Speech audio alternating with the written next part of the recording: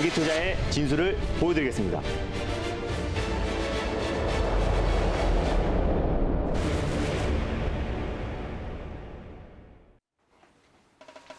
안녕하세요. 달릴까 말까 정세현입니다. 안녕하세요. 엠뱅골드 김진호 매니저입니다. 네, 매니저님. 네. 네, 주말 잘 쉬셨나요? 네, 너무 잘했습니다.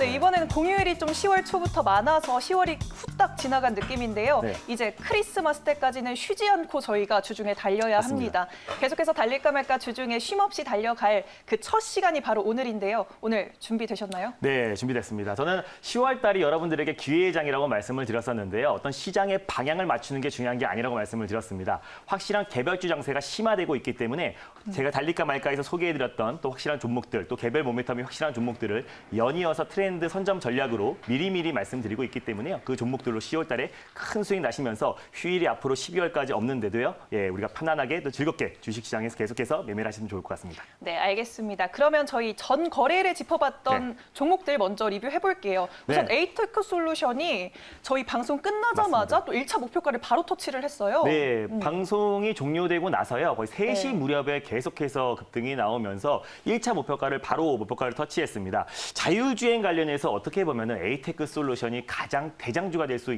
있다고 말씀을 드렸습니다. 왜냐하면 2대 주주가 삼성전자다라고 말씀을 드렸어요. 그래서 4대 그룹 총수가 잇따라 또 배터리 관련해서 또 회동이 있었고 또 삼성전자에서 전장 사업, 또 미래차 사업에 확대했을 때 직접적인 수혜를 받을 수 있는 건 에이테크 솔루션이라고 말씀을 드렸었고요. 그래서 단기적으로 또 장기적으로 우리가 유심히 봐야 될 종목이다라고 말씀을 드렸고 달릴까 말까에서도 여러 차례 설명을 드렸습니다. 그래서 저는 목요일 날 설명드리자마자 바로 목표가를 터치해가지고요. 제가 1차 목표가를 11,200원을 말씀을 드렸었는데 네. 고가가 11,950원까지 올라갔어요. 그래서 2차 목표가를 12,200원을 설정해 드렸기 때문에 당연히 이제 홀딩 관점으로 보시면 될 것 같고 만약에 11,200원을 여러분들이 익절가로 설정하시면 좋을 것 같습니다. 그래서 2차 목표가 12,200원 라인대를 강력하게 돌파했을 때 다시 한번 12,000원 라인대를 여러분들이 익절가로 설정하셔서 우리가 목표가를 좀 계속해서 높여가면서 수익률 극대화 전략을 취하시면 좋겠습니다. 수익 축하드립니다. 네, 수익 너무너무 축하드립니다. 그리고 전거래일 짚어봤던 인트로메딕도 한번 복습해볼게요. 네, 인트로메딕 같은 경우는 일단 150조 규모의 미국의 홈케어 시장에 진출한 기업이다라고 말씀을 드렸었고요. 네. 태양광 산업, 신재생 에너지 사업도 계속 확대해 나가고 있다라고 말씀을 드렸습니다. 또 비대면 의료 관련 종목이기도 하다라고 말씀드렸었는데 오늘은 살짝 숨고르기 하는 모습을 보여주고 있고요. 시장이 좀 지지부진하기 때문에 그에 따라서 약간의 차익 매물이 나와주고 있는데 당연히 매수가 근처에서 안정적인 모습 보여주고 있다라고 보시면 될 것 같아요. 그래서 1차 목표가 그대로 3,850원 라인대를 잡고 대응하시면 좋을 것 같고요. 2차 목표가 4,250원 그리고 손절 라인대를 제가 3,100원 라인대를 말씀드렸었는데 3,100원 라인대까지 당연히 분할 매수의 관점으로 접근하시면 좀 더 안정적이고 큰 목표 수익을 챙길 수 있을 거라 판단됩니다. 네, 이렇게 인트로메딕까지 전거래일 종목들 살펴봤고요. 그리고 오늘 월요일이니까 네. 지난주 월요일 종목들도 한번 살펴볼게요. 네. 우선 효성중공업이 1차 목표가를 멋지게 터치를 했어요. 맞습니다. 정말 효성중공업 같은 경우는요. 달릴까 네. 말까에서 4월부터 수소차 관련해서 가장 대장주가 될 수 있을 것이다라고 여러 차례 말씀을 드렸던 종목이고요. 네. 지난번에 9월 초에도 우리가 4차 목표가까지 설정해드리면서 큰 수익을 챙겼던 종목인데 다시 한번 타점이 와서 여러분들에게 지난 시간에 말씀을 드렸습니다. 10월 5일 날 말씀드렸었고요. 1차 목표가가 바로 터치를 했습니다. 그래서 당연히 1차 목표가였던 68,000원, 현재 지금 68,200원 라인대에 위치했기 때문에 지금도 1차 목표가 한 10% 이상의 수익률 챙길 수 있다라고 판단되고 있고요. 2차 목표가를 제가 75,000원 라인대를 잡아드렸어요. 그래서 정고점 라인대까지 2차 목표가로 설정해드렸기 때문에 당연히 68,000원 라인대를 익저가로 설정하셔가지고 75,000원까지 끌고 가는 전략 필요하다고 판단됩니다. 모두 수익 축하드립니다. 네, 효성중공업 이렇게 만나봤고요. 이어서 바로 산업 폐기물 섹터에서 네. 인선 ENT까지 짚어볼게요. 인선 ENT 같은 경우는 이제 매년 산업 폐기물 증가율이 3.2% 연간 증가하고 있다고 말씀드렸었는데 코로나 여파로 산업 폐기물 또 사업 폐기물도 계속 증가하고 있고 또 배달 음식 증가로 인해서 쓰레기까지 계속 증가하고 있기 때문에 오히려 폐기물 관련 종목들을 우리가 저점에서 매수하자라고 말씀을 드렸습니다. 그래서 지금 현재도 3.47% 강하게 상승이 나와주고 있는데 제가 익절가, 손절가에서 익절가로 병행해서 익절가를 좀 상향 조치해드리도록 하겠습니다. 익절가를 오늘의 시가 라인대인 9,670원 라인대를 여러분들이 익절가로 설정하시면 될 것 같고요. 목표가는 그대로입니다. 2,200원 라인대를 1차 목표가, 2차 목표가는 11,000원 라인대까지 잡고 대응하시면 좋겠습니다. 네, 이렇게 인선 ENT까지 4가지 종목 리뷰를 해봤습니다. 그런데 오늘 채팅창에는 네. 이 종목에 관한 이야기보다 김준호 매니저님 머리 네. 스타일에 대한 감론을박이 네. 막 이어지고 있어요. 평소에는 깐준호였는데 오늘 덥준호로 나오셨는데 네. 이유가 뭘까요? 일단 종목을 마지막까지 보다가 나오니라고 아, 네. 조금 늦었습니다. 그래서 내일부터는 다시 네. 깐준호로 돌아가도록 하겠습니다. 네, 오늘 덥준호인 만큼 좀 특별한 종목들 기대해 보도록 하겠습니다. 그러면 네, 덥준호님 오늘 첫 번째 섹터는 어떤 섹터일까요? 네, 일단 첫 번째 섹터는요. 이 섹터는 제가 달릴까 말까에서 처음으로 가져온 섹터이기도 합니다. 바로 네. 디지털 화폐 섹터입니다. 디지털 화폐 섹터는 네. 저도 처음 보는데요. 그러면 이 시점에서 달려야 할까요? 말아야 할까요? 달릴까 말까? 매니저님? 네, 지금은 비보입니다. 비보호라고 말씀을 해주셨어요. 이유 간단히 들어볼게요. 지금 오늘 디지털 화폐 관련 종목들이 지금 일제히 급등 랠리가 나와주고 있습니다. 근데 이제 이미 급등한 자리에서 우리가 이제 매수하기에는 너무 또 리스크 관리 차원에서 좀 위험하다라고 판단돼서요. 아직 네. 출발하지 않은 디지털 화폐 관련 종목들이 있기 때문에 우리가 선별적으로 대응하자는 의미에서 비보호로 말씀드렸습니다. 네, 아직 출발하지 않은 종목을 노려야 네. 된다라고 말씀하셨다면 대안주를 들고 오신 건가요? 네, 맞습니다. 네, 그러면 그 대안주 어떤 종목일까요? 네, 일단 대안주는요. 디지털 화폐 관련해서 가장 대안주라고 할 수 있는 첫 번째 종목은 KCT를 설명드리겠습니다. KCT를 오늘 들고 네. 와주셨습니다. 그럼 KCT 현재 구간 어떻게 지나가고 있는지 화면으로 스탁 확인해 보도록 하겠습니다. 현재 6,630원에 거래되고 있고요. 현재 강보합권에 거래 중에 있습니다. 어떤 모멘텀들 소개해 주실 건가요? 네, 일단 KCT를 가져온 이유를 표를 보면서 설명을 드리도록 하겠습니다. 일단 KCT 같은 경우는요, 금융 단말 그리고 특수 단말기 자동화 기기 제조업체다라고 보시면 될 것 같은데 스웨덴과 중국 은행에서 디지털 화폐 시범 운영을 본격화하고 있다라고 보시면 될 것 같고요. 지금 중국에서는 지금 디지털 화폐 관련해서 속도를 내고 있습니다.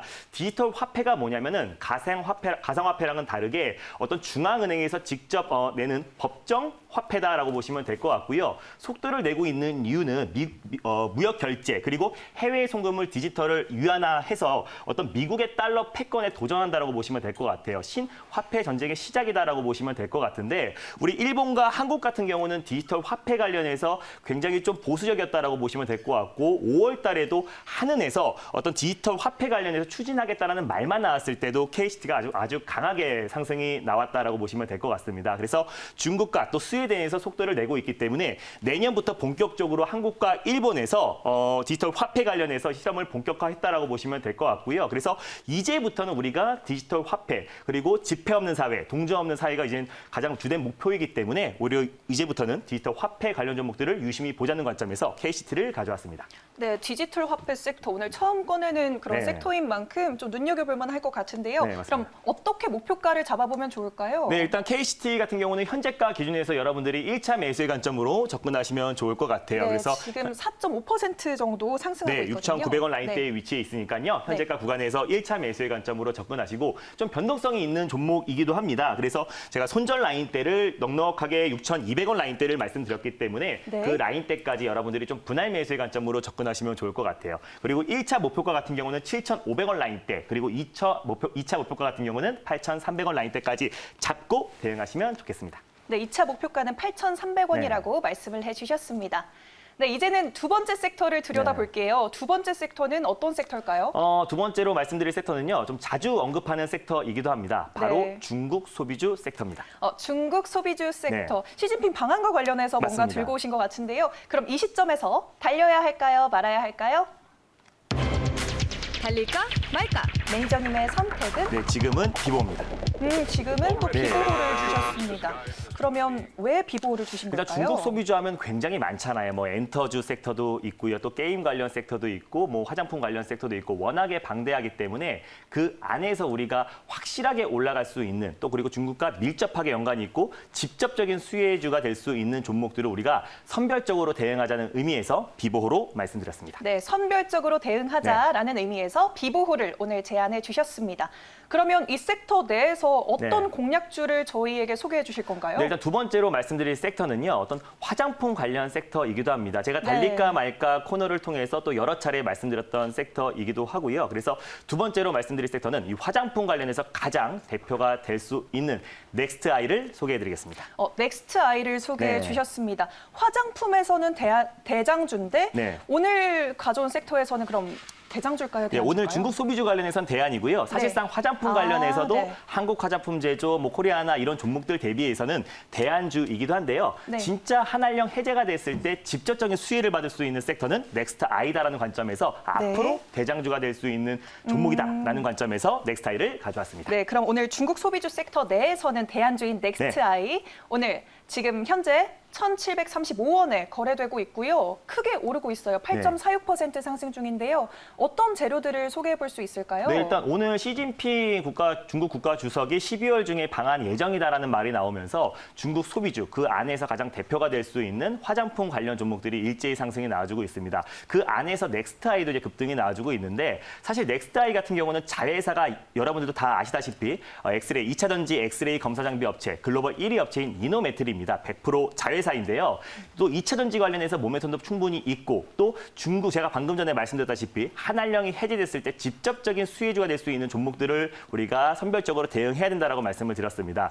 넥스타이 같은 경우는요. 2019년대 중국에서 우수 특허 프랜차이즈 업체 100대 기업주 중에서 55위에 기록한 기업이기도 하고요. 네. 그리고 중국 내에서 이제 유미에라고 해서 피부 관리샵뿐만 아니라 그리고 또 스파를 중국 전역에 6천여 개의 가맹점을 보유하고 있는 기업이기도 합니다. 그래서 실질적으로 한알령이 해제됐을 때 우리가 어떤 테마성으로 이제 우리가 국내 화장품 관련 종목들도 상승이 나오기도 하지만 직접적으로 우리가 수혜를 받을 수 있는 거는 중국 내 현지에서 6천 개 이상의 가맹점을 보유하고 있는 어떤 네. 넥스트아이가 우리가 가장 크게 대장주가 될 수 있을 것이다라고 판단하고 있고 방금 전에 말씀드렸다시피 이노메트리를 100% 자회사로 두고 있기 때문에 어떤 2차 전지 관련해서 또 지난번에 SK 피인수 관련해서 이제 루머가 나오면서 한 차례 크게 급등이 났던 사례도 있었기 때문에 네. 두 가지의 모멘텀이 있는 종목이다라고 보시면 될 것 같아요. 그래서 이노메트리 같은 경우도 이제 글로벌 제1위 업체이기 때문에 우리가 두 가지의 모멘텀으로 우리가 현 시점에서 좀 관심 있게 보자라는 관점에서 넥스타이를 가져왔습니다. 네, 화장품뿐만 아니라 2차 네. 전지 모멘텀도 강하게 갖고 있는 맞습니다. 종목이죠.